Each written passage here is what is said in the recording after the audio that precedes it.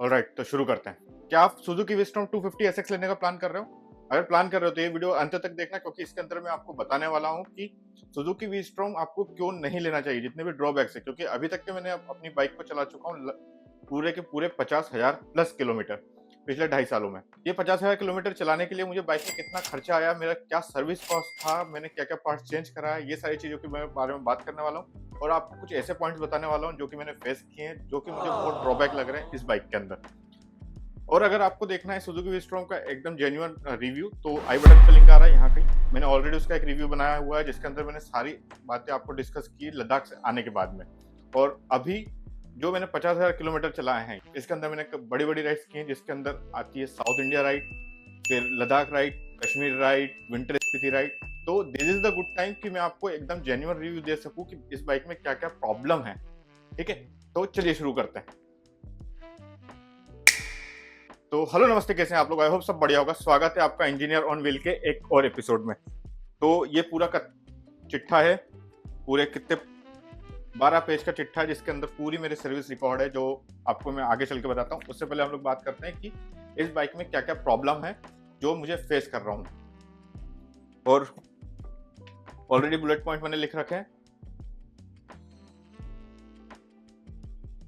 इस बाइक में मुझे टोटल 4 पॉइंट ऐसे लगते हैं जो कि बहुत प्रॉब्लमेटिक है। जैसे सबसे पहला मुझे लगा है कॉन्सेप्ट का इशू। अभी तक के मैंने इस बाइक में 3 बार कॉन्सेप्ट चेंज करवा चुका हूँ। अभी भी मैंने लास्ट आई गेस 2 या 3 महीने पहले ही कॉन्सेप्ट चेंज कराया है, और तब से लेके अभी तक के मैं उसमें प्रॉब्लम फेस कर रहा हूँ। लास्ट अभी जिस दिन मैं ये वीडियो रिकॉर्ड कर रहा हूँ, उसके एक दिन पहले ही मैं सर्विस सेंटर होके आया हूँ, और अभी भी कॉन्सेप्ट लूज है। अभी भी उसमें से आवाज आ रही है, जबकि ये चीज मैं 2 या 3 बार सर्विस सेंटर को बता चुका हूँ, बट कोई नहीं हो रहा है। 3 बार कॉन्सेप्ट चेंज कराने 50,000 में अगर करवाना पड़ रहा है, तो कुछ तो प्रॉब्लम है। जो कंपनी के साथ में कॉन्सेप्ट आता है, जब आप बाइक परचेस करते हो, उस टाइम जो कॉन्सेप्ट आता है वो अच्छा चलता है, लेकिन उसके बाद जैसे ही आप सर्विस सेंटर से जब आप दूसरा लगवाते हो ना, तो वो ज्यादा किलोमीटर क्लॉक नहीं हो पाता। 8-10 हजार किलोमीटर में वो खराब हो ही जाता है और वो ब्रेक हो जाता है, तो आपको उसको चेंज ही करवाना पड़ता है। और दूसरा पॉइंट, अगर आप एक लॉन्ग राइड करते हो, जैसे कि मैं करता हूं, तो मैं एक बार की राइड मेरी होती है 6,000, 7,000, 8,000 किलोमीटर की। तो उस ड्यूरेशन में क्या होता है ना कि इसका सर्विस इंटरवल जो है वो केवल 5,000 किलोमीटर का है।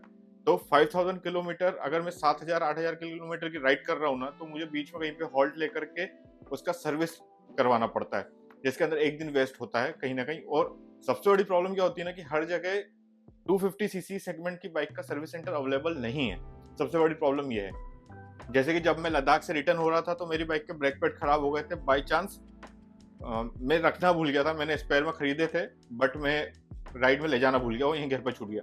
तो जब मैं रिटर्न हो रहा था, तो मुझे मंडी में सर्विस सेंटर जाना पड़ा, लेकिन वहाँ पे 250 का नहीं था, वो 150 सेगमेंट का करवाते हैं, तो वहाँ पर मुझे 150 सेगमेंट का ही लगाना पड़ा, बट दैट्स ओके, वो मैनेज हो गया था। अगर कोई बड़ा ब्रेकडाउन होता है ना, तो इश्यूज आ सकते हैं। तो service interval is a major point, क्योंकि इसके कंपेटिटिव में जो दूसरी बाइक्स हैं, उनके सर्विस इंटरवल 8,000, 10,000 किलोमीटर के हैं। और अगर आप ऑयल अच्छे, और मैं जो गाड़ी में ऑयल डलवाता हूँ, वो डलवाता हूँ 300V मॉड्यूल का। 300V आता है, कोई एंडोर्समेंट नहीं है, बट ये oil one of the best oil है। फिर भी मैं 5,000 किलोमीटर पर चला खत्म करता हूँ, यानी हर 5,000 पे मैं इसको बाइक को सर्विस करवाना ही पड़ती है।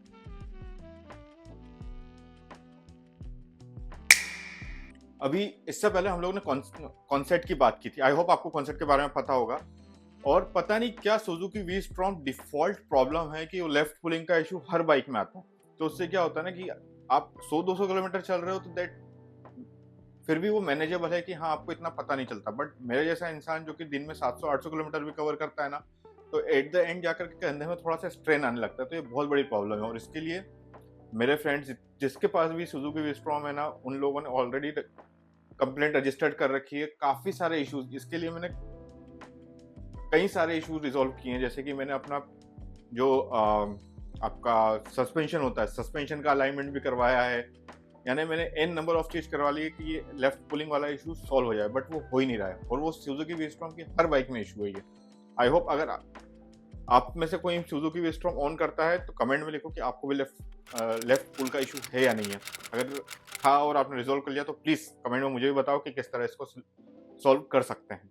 क्योंकि अभी 50,000 चलाया, आगे 50,000 किलोमीटर और चलाना है बाइक को। बाइक को मैं बेच नहीं रहा हूँ, टेंशन ना लो।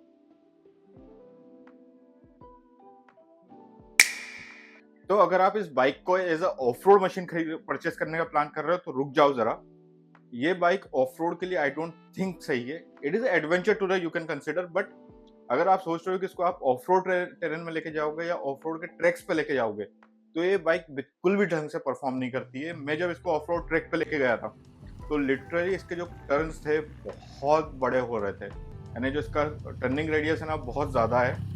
जब इसको मैं कंट्रोल करने का ट्राई कर रहा था ना तो ये मुझे पूरा ट्रैक से बाहर फेंक रही थी, और इसकी जगह जब मैंने दूसरी एक हल्की बाइक चलाई 200 सीसी, वो इतना अच्छा कवर कर रही थी। मैं यानी उसके बाद मेरे को रियलाइज हुआ कि यार ये बाइक ऑफ रोड के लिए बिल्कुल नहीं बनी है। ऑल्दो मैंने लद्दाख और स्पीति में इससे बड़े बड़े ऑफ रोड टेरेन किए हैं, बट वहां पर क्या होता है ना कि एक स्ट्रेट रोड होता है, स्ट्रेट रोड पे स्ट्रेट रोड पे आप गाड़ी को कंट्रोल कर सकते हो, लेकिन वहीं पर अगर आप इसको एक ट्रैक पे लेके जाते हो ना, ऑफ रोड ट्रैक पे जहाँ पे टर्न्स ज्यादा होते हैं, ट्विस्टी टर्न्स ज्यादा होते हैं, शार्प टर्न्स ज्यादा होते हैं, तो आई डोंट थिंक कि आप इसको कंसिडर कर सकते हो of road machine. Yes, but absolutely आप इससे टूर कर सकते हो, एडवेंचर टूरिंग कर सकते हो, छोटे मोटे ट्रेल्स पर जा सकते हो, बट बड़े ट्रेल्स अ बिग नो। एक प्रॉब्लम मुझे और लगी इस बाइक में कि इसमें कुछ भी इलेक्ट्रॉनिक्स नहीं है, जैसे ट्रैक्शन कंट्रोल नहीं है या फिर कॉर्निंग एबीएस नहीं है। कॉर्निंग एबीएस तो चलो ठीक है, ये सुपर बाइक नहीं है या स्पोर्ट्स बाइक नहीं है तो इसमें नहीं होगा, लेकिन स्विचेबल एबीएस होना चाहिए था थोड़ा सा, जिससे थोड़ा और फन बढ़ जाता। तो ये छोटे मोटे पॉइंट्स थे, बाकी गाड़ी बढ़िया, आप कंसिडर कर सकते हो। तो ये तो बात हो गई कि मुझे क्या क्या बाइक में इश्यूज आए हैं 50,000 किलोमीटर चलाने के बाद में, क्या मुझे फील हुआ है। बस इतने ही पॉइंट है, बाकी बाइक बहुत अच्छी है, आप कंसिडर कर सकते हो as a adventure tourer machine. और अगर टूर करना है, हाईवे टूर करना है, तो इससे अच्छी मशीन कुछ नहीं हो सकती इस सेगमेंट में, ठीक है।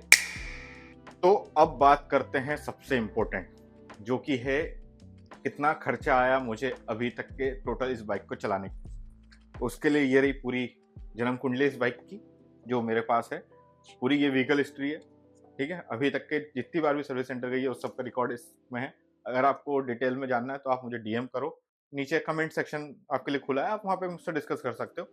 ऑल्दो मैं इसमें बता देता हूँ कि मुझे अभी तक के टोटल में सर्विस सेंटर गया हूँ 19 बार, जिसके अंदर कुछ माइनर भी था, जिसके अंदर छोटी मोटी इश्यूज थे जिसको रिजोल्व करने के लिए गया था मैं।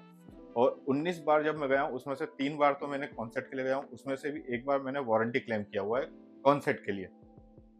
वारंटी क्लेम, हाँ वारंटी क्लेम किया, जो इसकी 5 साल की एक्सटेंडेड वारंटी आती है उसके अंदर कवर हो जाता है। तो एक बार अगर आप चेंज करवा रहे हो तो सर्विस सेंटर से बात कर लेना, ठीक है।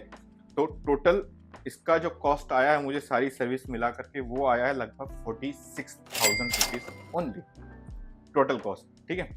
और इसके अलावा अभी तक के मैंने 2 बार टायर चेंज करवा चुका हूँ। 50,000 है तो ऑब्वियसली एक सेट लगभग 20 से 25,000 के बीच में चलता है, तो 2 बार टायर चेंज हुए हैं, जो कि एक सेट कॉस्ट करता है लगभग 9-10 हज़ार के आसपास, हाँ लगभग 9-10 हज़ार के आसपास, तो 18,000 आप इसको कंसिडर कर सकते हो। और सबसे बड़ी बात, 50,000 किलोमीटर चलाने में कितना पेट्रोल खर्च हुआ है अभी तक के। हमें लगता है कि हाँ चलो ठीक है थोड़ा सा ही हुआ होगा, क्या हुआ होगा, लेकिन 50,000 किलोमीटर और 35 का एवरेज अगर आप कंसिडर करते हो इसका ऑन एन एवरेज जो कि मुझे मिला है इस बाइक में, कभी कभी मुझे 37-38 भी मिला और कभी कभी 30 भी मिला है, और ऐसे करके ऑन एन एवरेज आप 33-35 कंसिडर कर सकते हो। तो उसको निकालने के लिए आपको क्या करना है, जितने भी किलोमीटर, जैसे 50,000 किलोमीटर है तो 50,000 किलोमीटर डिवाइडेड बाय जो भी आप एवरेज कंसिडर करो, मैंने अपने केस में कंसिडर किया 35 मल्टीप्लाई बाय योर आपका गाड़ी, आपके शहर का पेट्रोल का प्राइस। तो मैं महाराष्ट्र में रहता हूँ, तो यहाँ पे ऑन एन एवरेज मैं महाराष्ट्र में और बाहर की दूसरे स्टेट्स में भी घूमता हूँ, तो ऑन एन एवरेज आप 100 रुपीज कंसिडर करते हो, जो मोटा मोटा पेट्रोल का कॉस्ट आता है वो आता है लगभग 1,42,000 रुपए मात्र। तो अगर आप इन सबको सम करोगे ना तो लगभग अभी तक के मैंने बाइक पे केवल टूरिंग के लिए खर्च कर चुका हूँ लगभग 2 लाख रुपए। जब मैं इस वीडियो की प्रिपरेशन कर रहा था, रिसर्च कर रहा था सारी की गाड़ी में कितना खर्च हुआ है ना, जब मैंने खुद ने अपना ये नंबर देखा, मैंने बोला भाई साहब जितने की गाड़ी है लगभग उतना मैं गाड़ी पे खर्च कर चुका हूँ। ये वो कॉस्ट है जो रनिंग कॉस्ट हैं, ठीक है। इसके अलावा भी मिसलेनियस कॉस्ट बहुत सारी होती हैं, वो मैंने कंसिडर नहीं करी है, जैसे कि क्रैश गार्ड, लाइट्स, फिर मैंने अपनी गाड़ी पर रैप भी करवा रखा है। तो अगर ये सब कंसिडर करेंगे ना तो लगभग 2.5 लाख रुपए मैं गाड़ी पे अभी तक लगा चुका हूँ। जितने की गाड़ी है उतने मैं खर्च कर चुका हूँ, लेकिन ये जो मनी था ना ये वर्थ था पूरा। तो हेड्स ऑफ, और लिटरली मजेदार बाइक है। जो मेजर खर्चा आता है ना इसकी गाड़ी की, जब आप सर्विस करवाते हो तो दो ही टाइम पे इसका जो बिल है वो 4,000 के ऊपर जाता है। एक जब आप कॉन्सेप्ट चेंज करवाते हो, और दूसरा जब आप गाड़ी में आपका चेन स्पॉकेट चेंज कराते हो। तो ये दो खर्चे सबसे ज़्यादा आ जाते हैं। बाकी अगर आप ऑन एन एवरेज समझो तो 3,000, 2,500 से 3,000 रुपए की इसकी हर सर्विस कॉस्ट लगभग 2,500 से 3,000 की आती है। तो मोटा मोटी अगर आप कंसिडर करें तो अगर 46,000 रुपीज़ इसका टोटल कॉस्ट है, और अभी तक के मैंने इसकी 10 सर्विस करवा चुका हूँ, टोटल 10 सर्विस करवा चुका हूँ, और जो टोटल कॉस्ट आया 46,000 आया, तो 4,500 रुपये इसका एवरेज कॉस्ट निकल के आता है। तो विच इज़ गुड एक्चुअली, जिसके अंदर फ्री सर्विस को भी मैंने कॉस्ट उसमें डाल दिया, और मैंने AMC भी ले रखा है, तो उससे भी मेरा सर्विस कॉस्ट थोड़ा कम हो जाता है। ठीक है, तो ऑन एन एवरेज 3 से 4,000 का आप इसका सर्विस कॉस्ट कंसिडर कर सकते हो। तो ये था पूरा अभी तक का मेरा एक्सपीरियंस। मैंने बाइक को जो 50,000 किलोमीटर चलाया है उसके अंदर मुझे क्या क्या फील हुआ है, क्या अच्छी बात है। जो अच्छी बात है वो ऑलरेडी मैंने एक वीडियो में बता दिया है। तो ये वो चीज़ें जो मुझे पसंद नहीं आई है, ऐसा नहीं है कि ये खराब है, जो पर्सनली मुझे पसंद नहीं आई है। और मैं आपको बता दूं, ये जो भी एक्सपीरियंस है ये मेरे पर्सनल है।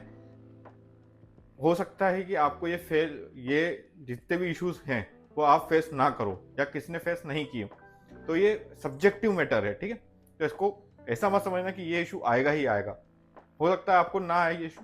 ठीक है, तो ये था टोटल, और ये वीडियो काफ़ी रो होने वाला है, और थोड़ा बैकग्राउंड वॉइस होगा क्योंकि बच्चे नीचे खेल रहे हैं, तो उसको थोड़ा सा माफ़ कर दीजिएगा। अगर आपको कुछ भी सवाल है सुजुकी V-Strom से रिलेटेड तो कमेंट करो नीचे, या फिर इंस्टा आईडी आपको यहाँ आ रही है, उस पर आप मुझे DM कर सकते हो। I am happy to help you out अगर आपके कुछ भी क्वेश्चंस। आई होप ये वीडियो आपके लिए थोड़ा यूजफुल होगा। अगर आपको ये वीडियो पसंद आया तो लाइक करो, और अपने फ्रेंड लोगों के साथ शेयर करो जो V-Strom लेने का प्लान कर रहे हैं, या कोई सी 250 सेगमेंट की बाइक लेने का प्लान कर रहे हैं, so that he can understand the bike. ठीक है, और बाकी सब बढ़िया है एज यूजल। और क्या बोलना था मुझे, और कुछ तो बोलना है नहीं। गर्मी बहुत हो रही है, तो पसीने को मारो गोली, वीडियो करते हैं बंद क्योंकि बहुत लंबा हो रहा है। लंबा तो नहीं, छोटा हो जाएगा।